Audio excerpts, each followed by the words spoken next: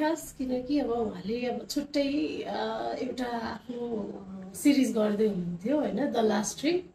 अनि त्यसमा चाहिँ अब म चाहिँ नभ्याउनुको कारणले चाहिँ अर्कै एक्ट्रेस हुनुहुन्थ्यो। अनि अब अडियन्सहरूले चाहिँ ला यिनीहरू त साँच्चै छुटेछन् भनेर चाहिँ त्यो हामीलाई यति धेरै माया गर्नु हुँदो रहेछ भन्ने कुरा त्यहाँबाट थाहा पायौँ कि। कतिले त के पनि भन्नुभएको थियो छुटेका थियो, तर यही के अरे रिल्सले गर्दाखेरि केकहरू काटेको भिडियोहरू पनि आइरहेको थियो नि त, यही रिल्सले गर्दा फेरि एक ठाउँमा आएछन् भन्ने खालको प्रतिक्रिया पनि देखिरहेको। त्यो खास हिजो मलाई चाहिँ सबैजनाले सरप्राइज दिनुभएको थियो।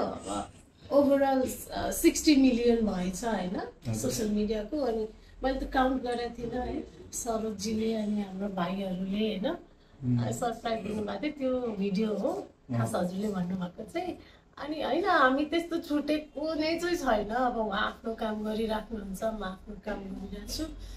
त्यो भेट चाहिँ कहिलेकाहीँ हुन्छ, जस्तै अब आज भेट भयो, अब भोलि हुन्छ कि हुँदैन थाहा हुन्न।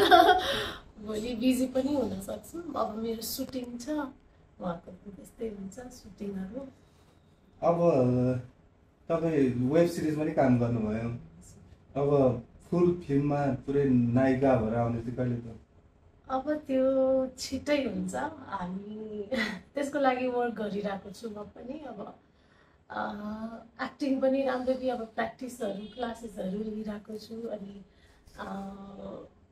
त्यही हो, अब सरोजजीले डिरेक्सन गर्नुहुन्छ अनि म आउँछु।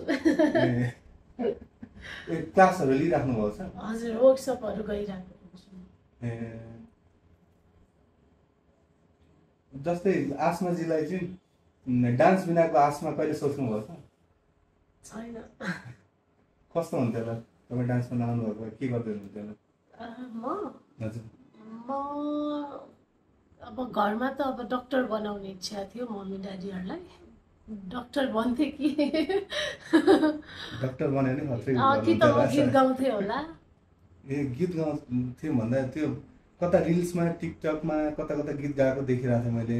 हजुर, कहिलेकाहीँ अब मेरो आफ्नै गीत पनि डोरेमनहरूको बच्चाहरू एकदमै मन पराउँछ तपाईँले गाएको। त्यो त मलाई एकदमै मनपर्ने हो खास डोरेमन नै। अनि त्यो गीत सुन्दा सुन्दा सुन्दा सुन्दा यसलाई त नेपालीमा पनि कन्भर्ट गर्न सक्यो होइन। अनि त्यतिकै गाइदिएको बच्चाहरूले मन परायो। अलिकति